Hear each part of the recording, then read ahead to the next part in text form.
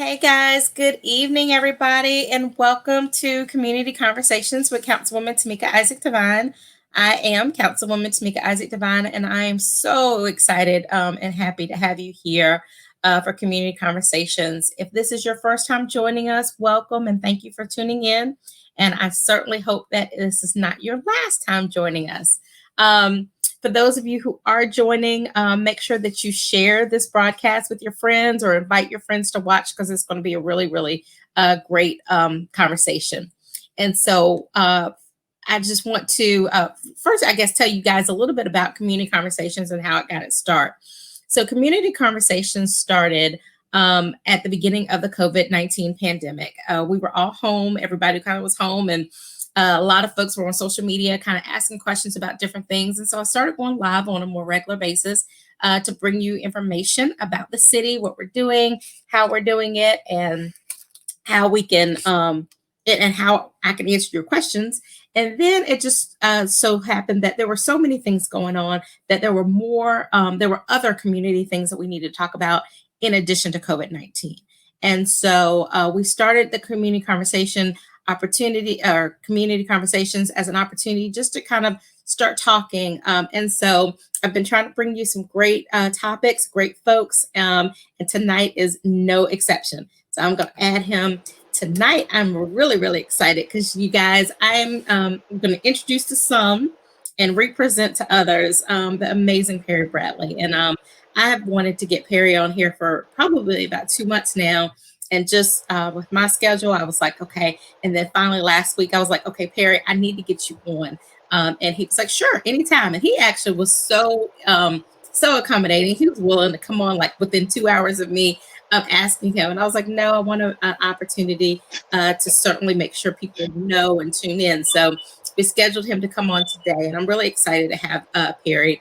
For those of you who don't know Perry, he is the founder and executive director of Building Better Communities. And we'll talk a little bit about what is Building Better Communities and what they're doing in our community. But I just had to give a personal story that I met Perry several years ago. Those of you who know me and follow me and have followed me for a while, you guys know that I have very engaged kids. But of course, my oldest is a little activist herself. And she's very engaged politically, socially, and she is always wanting to do things. And so Perry had reached out to me after the shooting at Parkland. And Perry was doing things with youth. He was doing March for Our Lives and doing things with youth with gun violence and things. And asked me if Jamie and I could participate. And I wanted to, but with my schedule, I wasn't able to. And so I was like, well, I'm not going to be able to help or come. And then I was talking to my little one, and she was like, what are you doing this weekend, Mommy? Because I really want to go to this event. And I was like, look at God. I was just asked to come, and Mommy said I couldn't. So I called Perry, and I was like, look, it's being super mom that I am, gotta do what my children want. My baby wants to come to this. I have an existing engagement, but I'm going to tell them that I can't stay. I just got to go do my city council duties over there, and then come over. And I was like, can she stay with you? Can I drop her off with you? Let her volunteer work, do whatever, but she really wants to be there. And he was like, yeah. And so that was kind of my first personally getting to know Perry. And so I give that story because of a couple of reasons. Number one is that Perry's been working in our community for so long. And for those of you who haven't had an opportunity to meet him, I know that tonight you'll be equally as impressed as I am with him, with his passion and his drive and his commitment to this community. But I think it's also important. Earlier this year, when there were a lot of conversations, we were having marches, and I talked to a lot of people, and I shared this before, is that was a little disheartened because I heard people either on social media or just in different circles criticizing the way people were sharing their voice. People who were marching were saying, they were criticizing people who weren't marching. People who weren't marching were criticizing people who were marching. Some people were like, I really want to do something and I don't know what to do. And I shared before is that we all have our gifts and talents, and God uses us all in different ways. And we've got to use our voices in a way that is best suited for us. But after we march, after we rally, after we protest, after we do all that, we got to then take all that energy, all that drive and commitment and desire and put it into work in the community. And so Perry has done that for many, many years. And continues to do that. And so I wanted to bring him on tonight. This is what I'm calling my community engagement week. I'm going to talk to several people this week that are doing amazing things in the community. And I want, if you don't know about what they're doing, I hope that you guys learn more. And as always with community conversations, I want you to figure out what's your action item after tonight. How can you support Perry and what he's doing? How can you do similar things in your community? Because I know there are folks who are not local who watch this show. And so, how can you do similar things in your community? So, with that long, long, long introduction, I'm excited. Welcome, welcome, welcome, Perry, to Community Conversations. Thank you. I'm glad to be here. Apologize for the drive. I had to go take care of mom, but I'm heading back to Columbia now.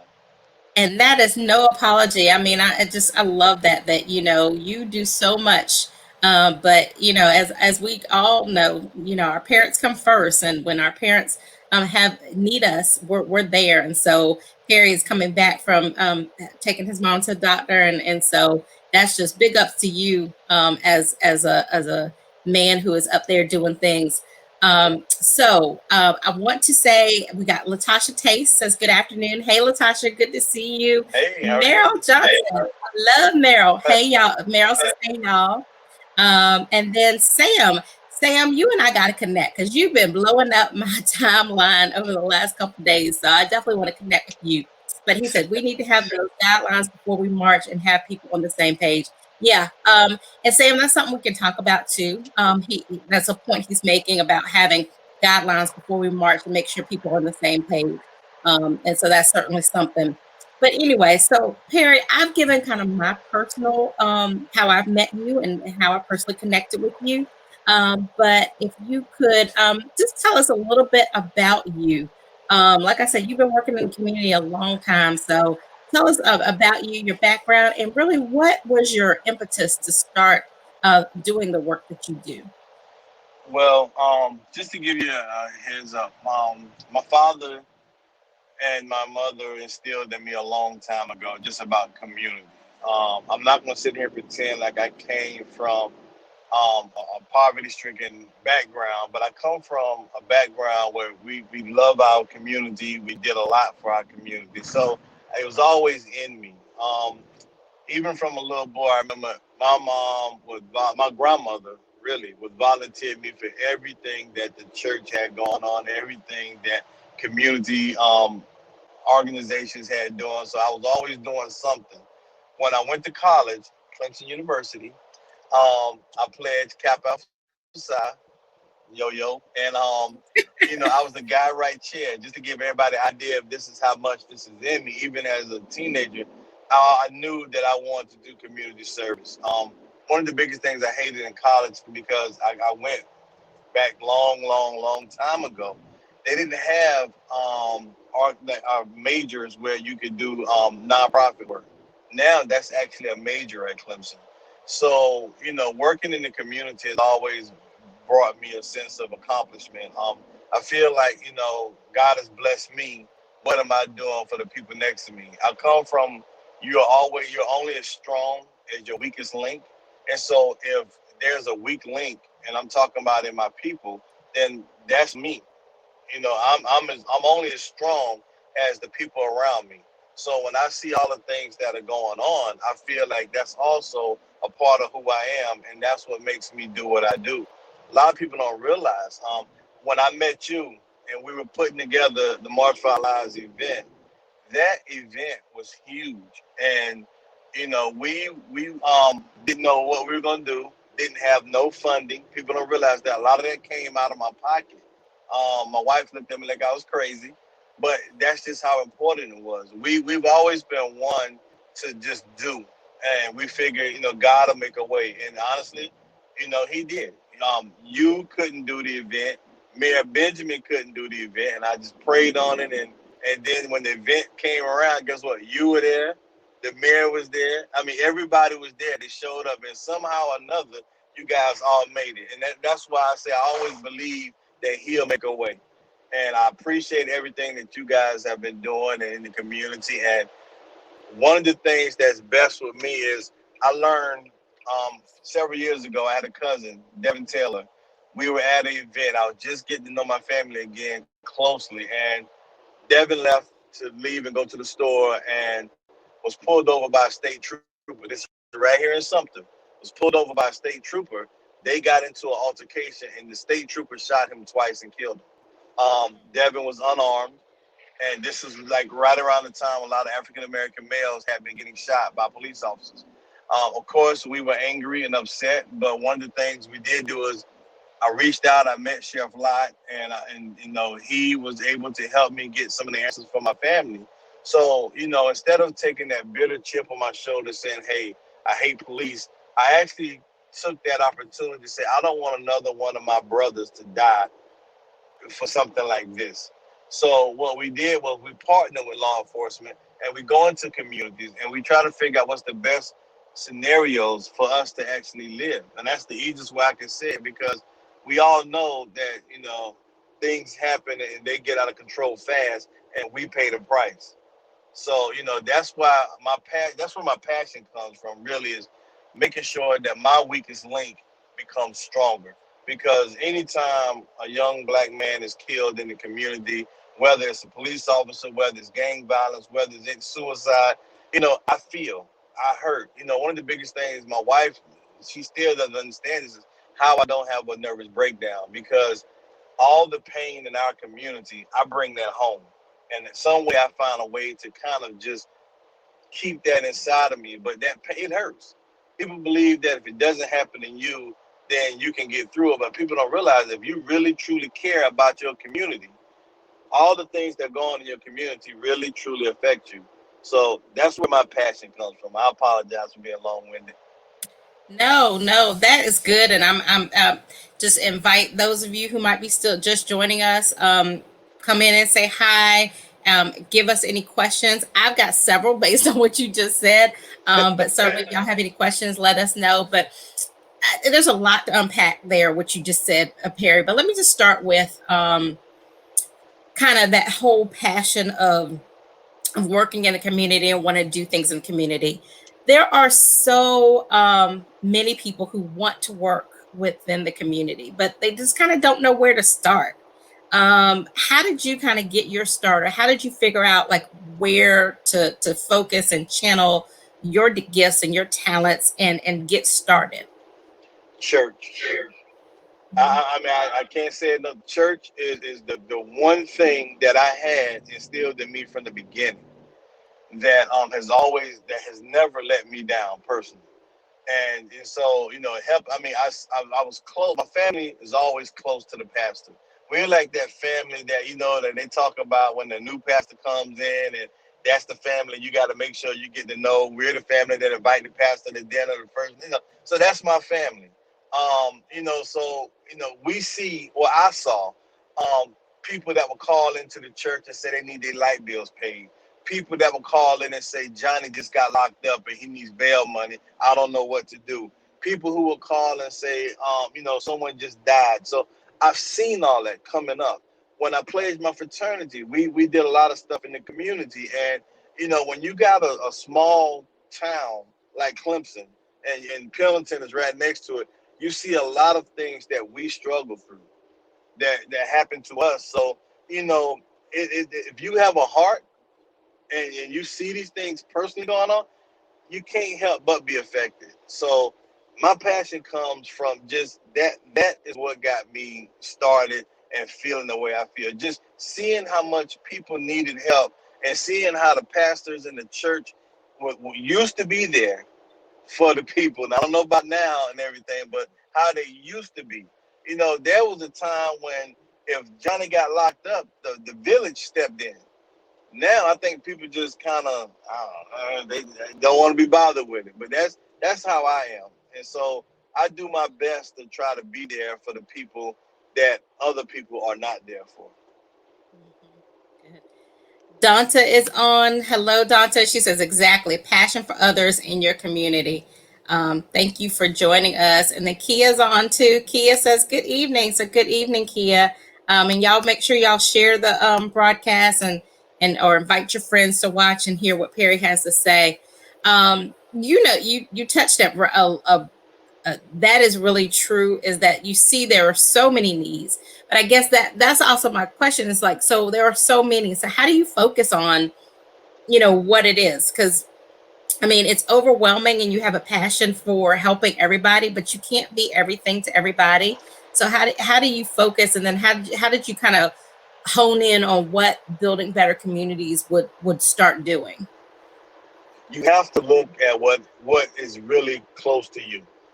This is a story I'm gonna share. When I was younger, maybe about 5 or 6, I had an uncle that left a loaded firearm in a den. Me and my cousin grabbed that loaded firearm, and we were outside playing cops and robbers. And she pulled the trigger. I put my hands up, and the bullet lodged in my hand. Had I not put my hand up, I probably wouldn't be here talking to you today. Gun violence is so important to me, only because, and I'm saying only, but because I've actually survived it. I don't tell a lot of people this, so I'm gonna say it now. But not only was I shot because the gun was left out, I have been carjacked in Atlanta and shot at. And so it's a scary feeling to deal with gun violence. I've had a friend of mine that was also a Kappa going through a lot to actually commit suicide. And so gun violence has always been something that's really been true to my heart. Oh, and it's because because I lived it. I've actually know what it feels like to be shot, and to know how important gun safety is in our community. People don't realize gun violence is not just somebody shooting you. Gun violence entails really, accidental shootings, suicides, domestic violence. All these things come up under gun violence. So I focus on just that. And when you talk about gun violence, you can't help but bring in law enforcement. So everything ties in together. Yes, I would love to end poverty, but I know that I can't, like you said, you can't do all things. So you have to focus. My focus and strength on gun violence, I hope, brings about options to end poverty, because all of this ties in together. But I focus on just that one, and I go from there. Latasha says, really important issues that small communities experience still today. It is, and it just like as you hearing you talk, it is. It's like you have to think about kind of the things that impact your life. And I've shared this. So many people have probably heard this. But I remember when I was first elected, or when Jamie and I were first married, he was working. He's a manager at the Housing Authority, and we had just gone to the Columbia Urban League dinner, and we were coming home.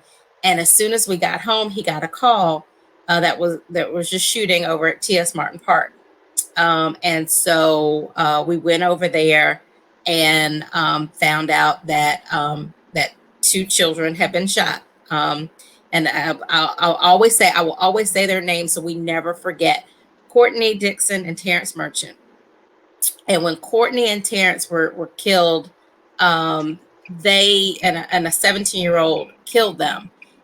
That was three families. There was three children whose lives were drastically altered, and three families that were changed forever.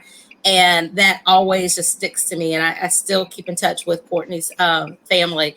But I think about it, that has impacted me so much when I think about youth violence.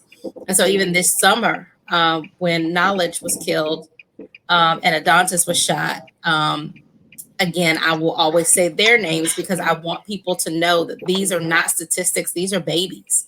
These are babies in our community, and we've got to affect that. So I thank you for what you do, because it's a lot. So let's talk about building better communities. What are some of the things that you are doing in the community to try and address some of these issues and needs that you see? But one of the biggest things we did before COVID-19, monthly we would have a roundtable. I know you remember me probably inviting you a couple of those, but we would have that gun violence roundtable where we would go into a different community that had just been affected by gun violence, so that we can talk about it. We try to go out and help people that have been affected by gun violence, and that's because people don't realize we as blacks do not like counseling. We try to handle it all ourselves, and we don't have this church structure that we used to have where you can get that counseling in the church. So, we try to go out to the people and be that. Not saying we're a pastor, not saying we know everything, but we try to listen. A lot of times people just need somebody to talk to and to vent. So we go out and become advocates for the victims of gun violence. We also just opened up a resource center in the Colony Apartments. Could have had it somewhere else, but I thought that would be the best place because if you're there, you can affect more change. Now, when people say they want to work with BBC, they have to come to the Colony Apartments just to do that. So that brings more resources to the area, and I love that. Um, we continue. We just did the Caravan of Love with Ivory Thigpen, with Dr. Ivory Thigpen. I'm sorry, but that brought about. We talk about hate crime laws. We need these laws in place. So we're trying to push right now. Just really being a voice for the people that need to be heard, and a quiet voice. We're not yelling and screaming because I believe there are organizations for that, and I applaud them for what they do. One of the biggest things, we teamed up with Black Lives Matter, and I believe that that's going to be one of the best organizations that we can team up with. Only because if you think about what's going on, I think that if people learn their roles, we can be more effective. My role is not to organize a protest, but my role also is to help protesters learn, like you say, how to march, learn what to ask for, do the research because they need it. You can't go out and protest and march and not know what you're protesting about, except for the fact that you're mad, because then all you've done is just created a scene and gained nothing out of it. So we're teaching organizations right now uh, the best, most effective way to protest. And so we're that behind the scenes. I know I was told one time that it's better to be a king maker than to be the king. So BBC is taking that lesson, and we learned it from a great pastor too. But we want to help be king makers and not so much as the kings. And when you do that, people kind of respect you more because it's not always about you at that point. Yeah, that's so true. Meryl Johnson says, random thought to all who are watching, complete your census and register to vote. And it's really not a random thought, Meryl, because that is so important. I mean, like when we talk about, and I went to shout out to China Phillips, who is heading the Columbia's Complete Count Committee. But Jamie and I and the family, we went out to Latimer Manor yesterday. They were registering people to vote. They had the census.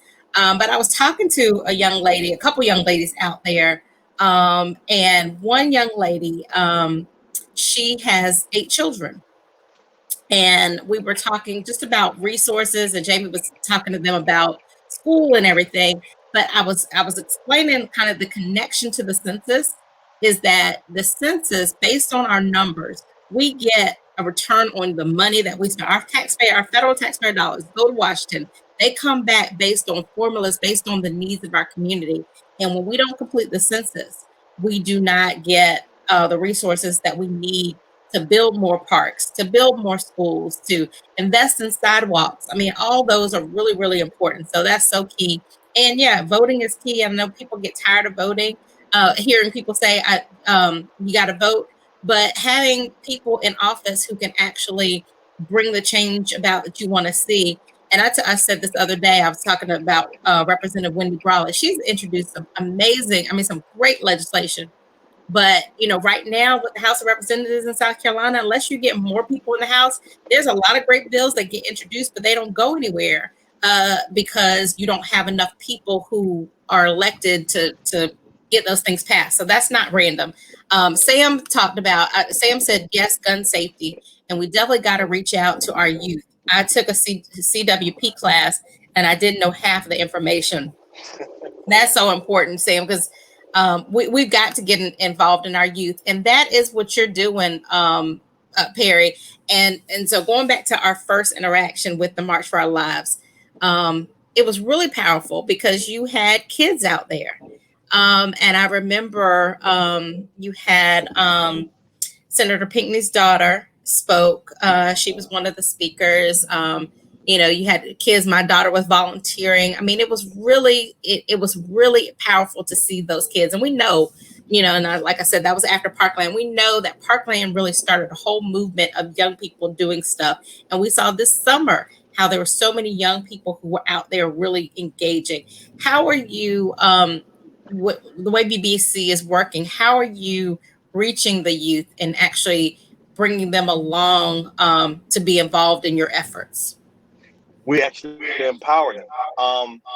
One of the biggest things we do, and I don't know if you've been following lately, but anything that our youth do, that's what we focus on. That becomes the highlight. I want to say this, and Aja Charles, the artist, do you know her? No. She if you go to our site, we have in our new building we have this mural of Dr. King, and she painted that in 2 days off of just what I told her I Oh, wanted I to know do. who you're talking about. Yes. Oh, I've Okay, seen yeah. her work. We Yes. did it. We did a video, and so what we did was even on our website we showcased her. So what we've been doing is the young people we've been showcasing. We have so many people. Even when the Caravan of Love, when we just did this event, we had a young man from high school that actually spearheaded a lot of the work. We put him in charge. When you put them in charge, you'd be amazed at what they know and what they're able to do. And so I'm very proud of our young people. And so we even have the youth, the BBC Youth Council. We even have a Millennial Chamber of Commerce. A lot of people don't know these things because we're quiet, and we just make sure we want to get the work done. But we've always focused on making sure the next generation understands what's going on. And I'm gonna be in some light in a minute, so just bear with me. But You're good. yeah, yeah, we're You're focused on just making sure that the younger generation, even the beautification project that we're doing right now, we pay young people to help us clean up yards and do everything in the communities. Things that normally people will go and hire lawn care service for. We got young kids in the community doing that, and we put food on the table. We pay them, so it's not, and we pay them $20 an hour. So it's not like they don't get good pay, even though it's not a lot. I wish we could do more, but we couldn't. I mean, James Sanders just helped me do something was yesterday with the building. He brought some kids along. I mean, and we paid them cash money right there on the spot. And he said, we need more jobs. These kids need jobs. They hungry. They can't focus and they can't do things because they're worried about the wrong things. If you got to worry about whether your light's gonna be on or if you're gonna have food on the table, you need resources that are actually gonna help empower you. And this younger generation is growing up so fast. They are, and that is so key because there are opportunities. We do need to think about things that we can get our kids engaged in, and some of the things they can just take it to another level that we wouldn't even be able to do. I mean, the ideas that they bring to the table. So I love that. So tell me, let's talk specifically about what you are doing in the colony, because a lot of folks talk about different areas and where there are issues. You know, where the colony is, there's Colony, there's North Point, you got Bayberry, but you have a lot of families with young kids concentrated in one area. And so we definitely need to make sure that we are supporting those families, giving those kids what they need, giving those moms what they need, and being able to, address the needs in the community as well as, continue to help bring it up. So tell us about kind of what is BBC doing over in the colony? Okay, when we got to office, thank you for the mayor, Great Southern Homes, Charter Communication. We were gonna start with just a library and a resource center. But COVID-19, that's kind of hard to do. But we do know with these kids trying to go back to school now, Internet and being able to have the right equipment is so important for them to be able to learn, or they get left behind.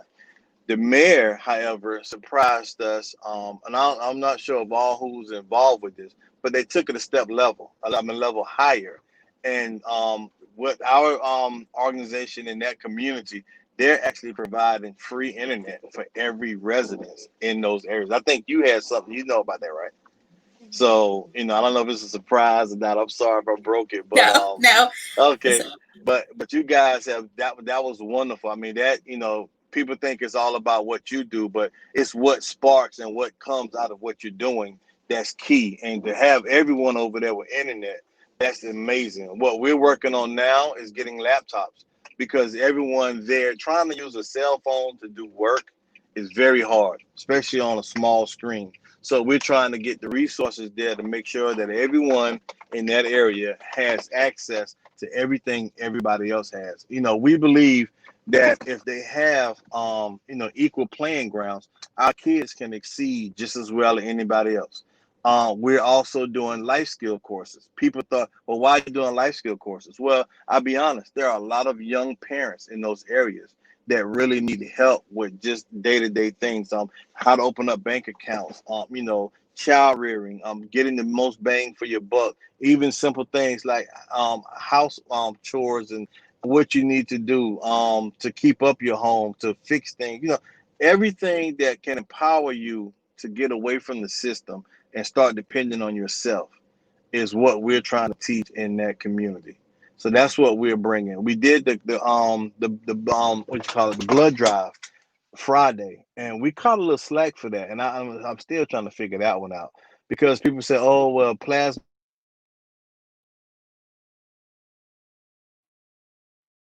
Uh-oh, Perry. I think Did he we got, cut out? yeah, but there you go. You're Okay. back. All right, listen, I'm about to So get, well, when you get $40 per person in a house, that's a lot of resources. I'm not saying that's a lot, but I mean that can take care of your groceries for a couple of days. That can help you put money on your light bill. That's a lot of stuff that you can do that people don't realize. So, anytime someone complains about what we do, I always say, hey, step it up. If we bring 40, you bring 50. But if you're not going to step it up, just participate, help it become a greater success. And I think that's one of the biggest things we're starting to see now is all the things we do in that community. You get a lot of opposition because you tell people to register to vote. You got people out there saying, hey, don't need to vote. Vote don't matter. But voting matters. Holding our people accountable, we want to teach them how to do that. So that's some of the things that we're doing in that community. So, and like I said again, y'all, if y'all have any questions for Perry, please go ahead and put them in the chat. But let me ask you this, and real talk. I mean, I think part of the challenge typically is when you have communities that have been, and I say this as an elected official, I hear it, I know it, and I know that sometimes people probably look at me as an elected official and say I'm part of that problem, but you have communities that, because they have been traditionally left behind, there is a level of distrust, and some of it rightfully placed, Yes. for people coming in the community, working, trying to empower them. Because, there are folks who have been in communities and then they leave. There are folks who come in the community and they make lots of promises, and don't deliver. So there's a lot of that. How do you break through that, and how do you get through that level of distrust, or people, that skepticism that people have about, well, why is he here trying to do this? What's in it for him? How do you get past that? Consistency. I don't care what a person tells me if I know what's in my heart. You can say whatever you want to say about me, but you can't say I ever gave up on you. We started out in the colony apartment several years ago. We used to do like an event that's in that field in the back. You know what I'm talking about. And so, it was nothing back there but grass and opportunity. And we've been back there since then. So I tell people all the time, if you want to talk about what we do, fine. Go back and see what we've done. We've done so many programs in that area, and we've stayed consistent. And I'm saying this without money, so people don't realize we don't get paid to be out there. I think people know. I think every time people hear about an organization, they think the organizations are getting paid. They think we're getting rich, and that's not the case. Y'all got to forgive me. I'm walking in the house, but That's all right. we don't get rich doing these programs. This is not a get rich thing. I do this out of my pocket most of the time. So people don't realize if you're doing something genuinely, it's nothing people can say to you. If it's in your heart, just keep doing it. If people got a problem with it, show them. You're right. They don't trust anybody coming in because they think everybody has an alternative motive. But if you stay there and keep going, keep doing what you do, I think you'll wear them down. A lot of people, they talk about elected officials, they come back for election time and that's it. I'm there all year long. So let me ask this. So another question that came up with what you just said. The reality, though, you're right. Okay, so a lot of it you do out of your pocket because I've seen you and I've seen your giving. And I know there are a lot of folks who want to do similar things. They want to be in the nonprofit space. They want to work. They want to work in the community. But they also have families. They got to eat too. So I mean, how do you balance that? Because I mean, real talk. I mean, you want to help the community, but just like people say through COVID and everything else, but they talk about self-care and when you go on the airplane, they say you got to put your mask on yourself before you put your mask on others. And I have a good friend who always says, I have a heart to help others, but I can't help others to the point where I'm in the same position of the people that I'm trying to help. That's So, exactly right. so I guess what I'm trying to say is, how do you do it when it doesn't? It's not big money, but you still have to. You got to eat. You got to support your family.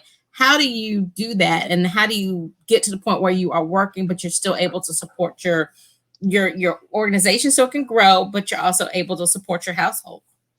You make sacrifices.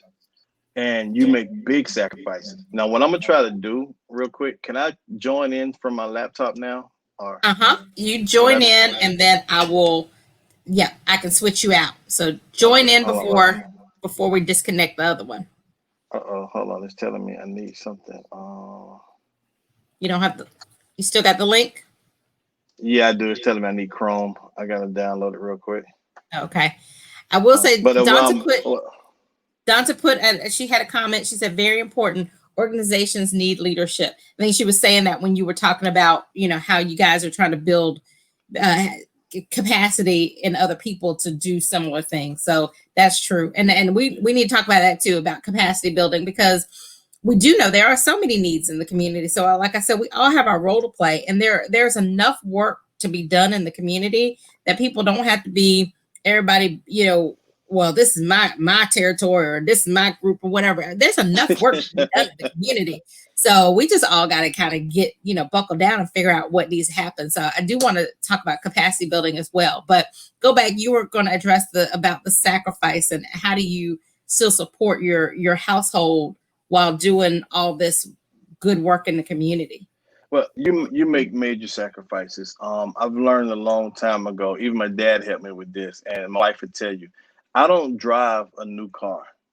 I mean, I love new cars. I love gadgets. I love a lot of things, but nothing I have. I mean, my truck is a 2007, and I don't buy a lot of stuff. When you get older, I don't need $300 Nikes. I don't need expensive clothes. I can shop at Walmart, and so those sacrifices I make help me to help the masses the most. Now, I don't take anything out of my family's mouth, meaning my family comes first before the community when it comes to my resources.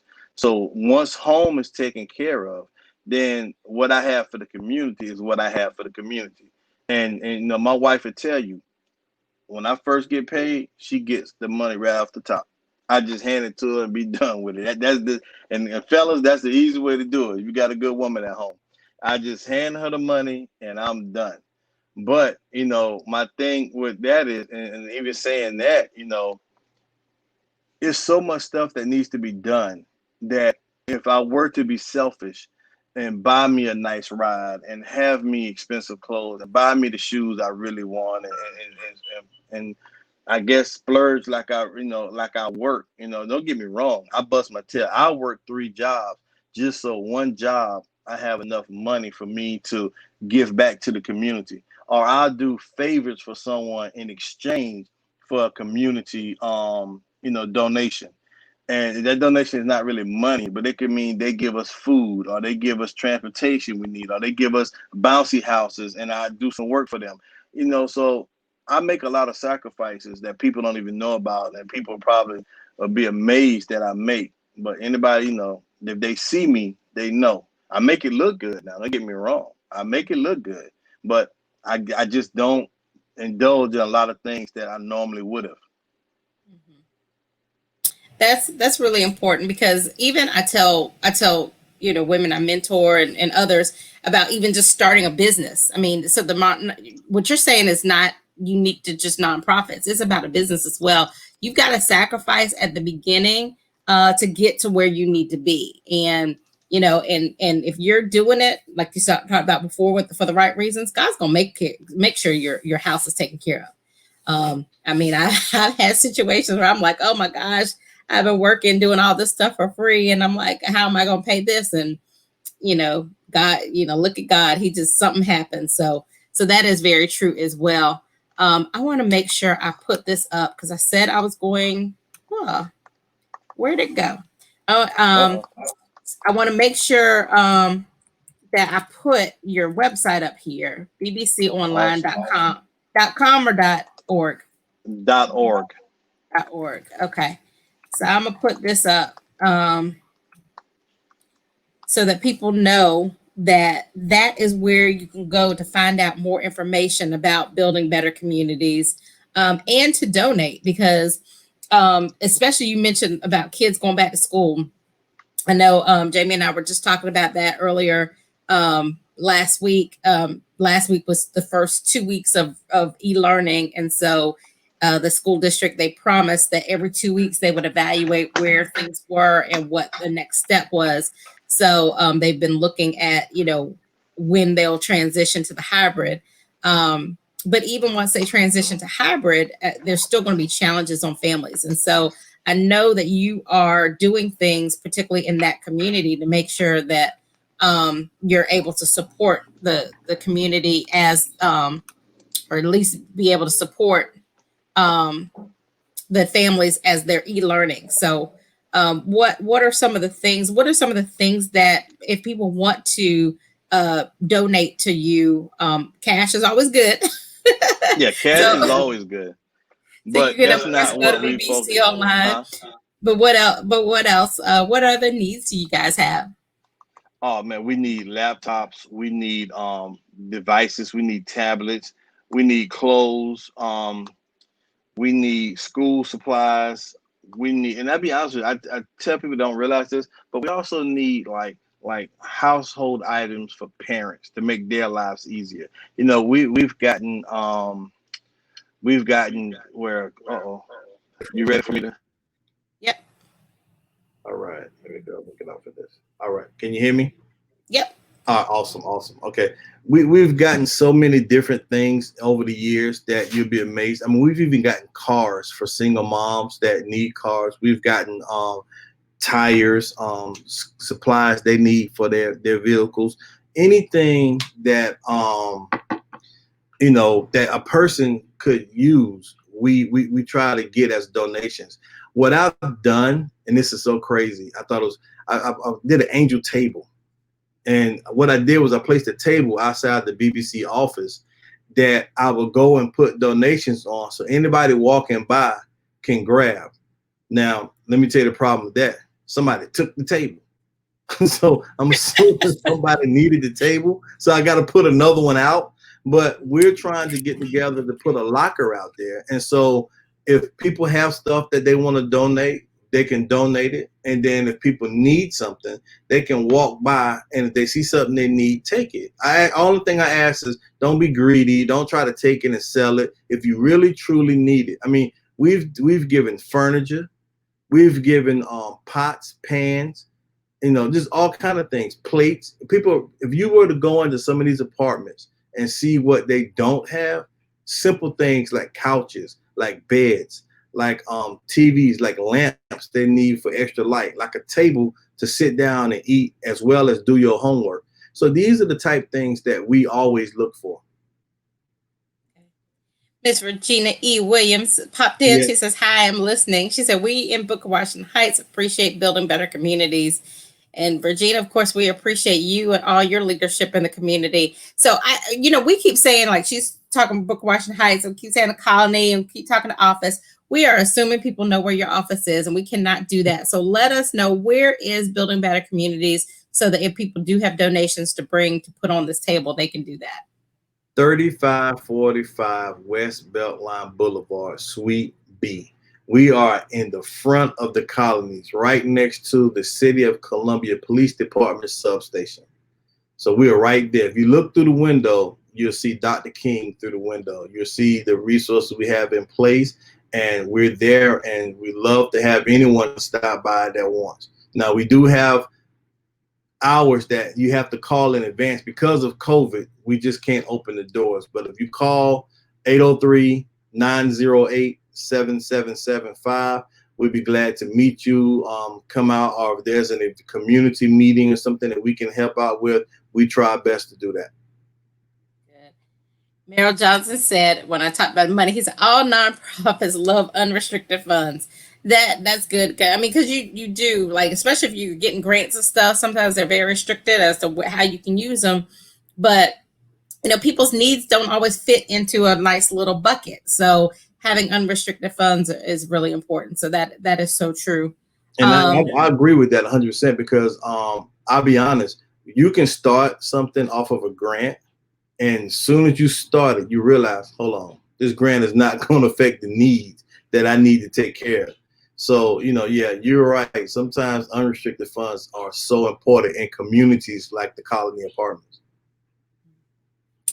So I would definitely be remiss if in the last few minutes we don't talk about, I know you mentioned it, about part of the work, because you deal a lot with gun violence. Part of the work you do, you do a lot of work with law enforcement.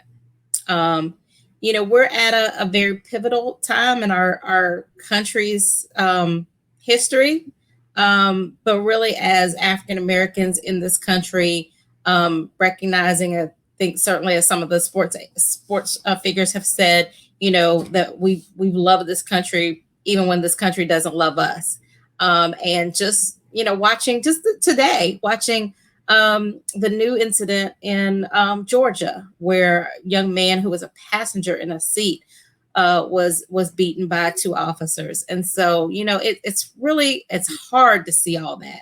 And it's like, it really, for a person who doesn't use curse words from me, I'm like, what the? I mean, you just kind of like, what the? I mean, it's like unbelievable sometimes. But as someone, for me, who works with law enforcement, I'm a city elected official. I work with our police department, and I have great respect and admiration for our chief and deputy chief. I feel like there has to be, we have to get through this. And sometimes you feel like you're walking a thin line on how do you acknowledge people's pain and hurt and frustration and anger, and allow that to come out. But also, how do we push through and recognize the law enforcement is a needed part of our community, and how do we work with law enforcement to bring about the change that we want to see? And so I have to ask you and let you speak to that, because I think certainly as a Black man, someone who has had a loved one who was killed by police, someone who has seen the things that you've seen and work in the community and hear the hurt and frustration from the community, but also someone who works, with law enforcement and has a good relationship with them. How are you navigating where we are, and what are some of the things that you feel like we need to work on as we start building better communities, as we start building those bridges between our law enforcement and our communities, particularly African American communities? For the last 10 years, we've talked about how we want to bridge that gap between our local communities and law enforcement. So I'm not only talking about it, but I actually go through and do the research and I be about it. I'm part of the Richland County's Citizen Advisory Board. I have chief and assistant chief and deputy chief direct numbers saved in my phone. I have sheriff lots number saved in my phone, and I call them on a constant basis. I probably aggravate them honestly, because I know that if when I do it, I'm coming at them out of love and respect for the title, for the office, but I'm also coming out at them from the hurt and the anger from my community. So they need to hear someone not yelling at them, but trying to figure out resolutions. So I tread very lightly when I talk about my involvement with law enforcement, only because when you go into the community, people think you're a sellout. They think you're not black because you support police. But I tell them, I support police officers. I do not support police brutality. And there's a difference. So people have got to understand that. But instead of always yelling and screaming, you have to also learn how how things work. I don't want to say game, because these are people's lives, but I've played sports all my life. So the only analogy that I can really show people is to say, hey, imagine playing football. You have rules, you have referees, you have other teammates, you have everything on the field that you need, but you have to know the playbook. If you don't know the playbook, you can't be effective in the game. You have to know police protocol. You have to know what is right. We, for so long, have thought that police were right in the way they treat us and thought that we deserve what we've got, that we've actually accepted it. And people can say, oh, no, you're wrong, you're wrong. But even that incident, and I applaud Sheriff Lott for what he did, but you got to think, Sheriff Lott just fired and arrested an officer that assaulted a black woman that was in custody. Did you see that? Mm-hmm. And that woman never filed a complaint. Yeah. So you can't tell me that somewhere we're lost in what we think should be happening. And so what we want to do is, in that relationship that we have, we want to be fair. Listen, I want to teach everyone to know what police should and should not be doing. Every year until COVID, we did what we called how to conduct yourself during a traffic stop. We show you what police officers should be doing, what you should expect from an officer that comes up to your car, and what your rights are and how you can behave and get out of this situation. We tell people all the time, you don't fight a ticket on the side of the road. That's the worst place you can fight a ticket, because then you allow that officer to become the judge and the juror. And a lot of times we lose on that. So I tell them all the time, open dialogue is key. So working with law enforcement is hard as a black man, because I get so much pushback from my community. But then when something happens, what they don't say is, hey, I just called Bradley to ask him to help me get out of this, or I just called Bradley to help me get out of that. And they don't talk about that, but they'll go, yeah, F the police, F the police. But then, hey, can you help me get out of this situation I just got in? And a lot of times, if you think about, what you're doing and your attitude, I tell people all the time, your attitude is what's going to get you out of most situations with law enforcement. Yeah, yeah. Sam says, we just want the ones who break the law to be punished. Yeah. And we've got to hold everybody accountable, from, our law enforcement, our elected officials, our community leaders, our people in our community. And so we got to definitely do that. And so my last final question for you is just, so what is it that you would like to see? Like, so when it's like said and done, and building better communities, everybody knows your name. What is it that you want people to think about when they hear building better communities? What's the legacy that you want this organization to have? I honestly don't really think about BBC's legacy. What I do think about, though, is our community. And so if you ask me truly what I would want to see, I would want to see our communities come together. And I would want, like when you talk about Black Lives Matter, and I know I'm probably gonna catch a lot of slack for this, but I want Black lives to matter even when Black people are killing us, not just when police are killing us, or not just when the other race is killing us. I want our lives to be so important, so valuable, so cherished that if anybody, Black, white, whatever, does anything to us, we won't stand for it. You know, we sit back and we make excuses all the time for what goes on in our communities, but we don't ever take the time to hold each other accountable. So if there's anything I would like to see is honestly unity within us, because I really think that it's going to take unity within our race and our communities before any other community is going to help us.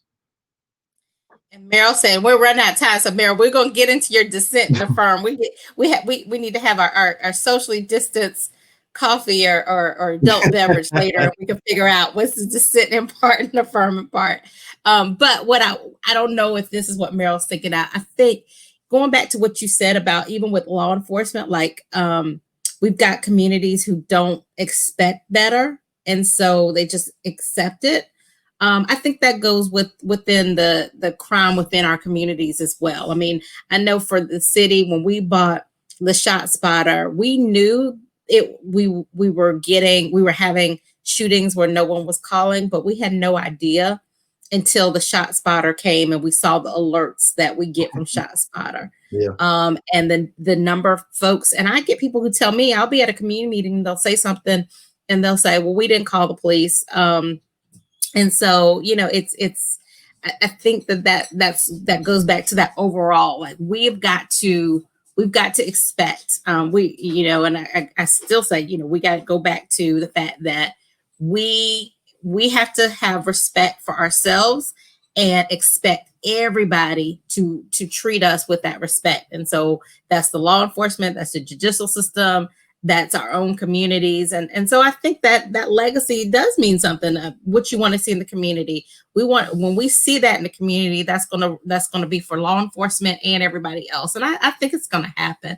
There are too many people who want it to happen and who are being involved. And so anyway, so with that said, I know we are down to our last bit. So I just have to say thank you so much for spending time, even though I know you had to travel and everything. I'm glad that you were able. And those of you who are watching, you know, please go ahead and invite your friends if they can watch the replay. They can certainly find out more.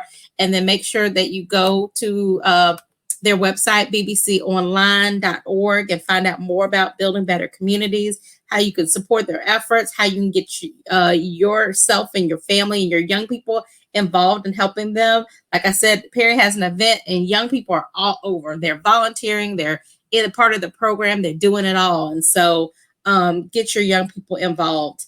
And then, like I said, this is my community engagement week. And so tomorrow is a council day, so I won't be with you guys tomorrow. But Wednesday, join me again Wednesday night. I have to say it's scheduled for 7, but watch my page because I may change that time just because I have another event for the Biden-Harris campaign. Yes, vote. I'm voting for Biden-Harris.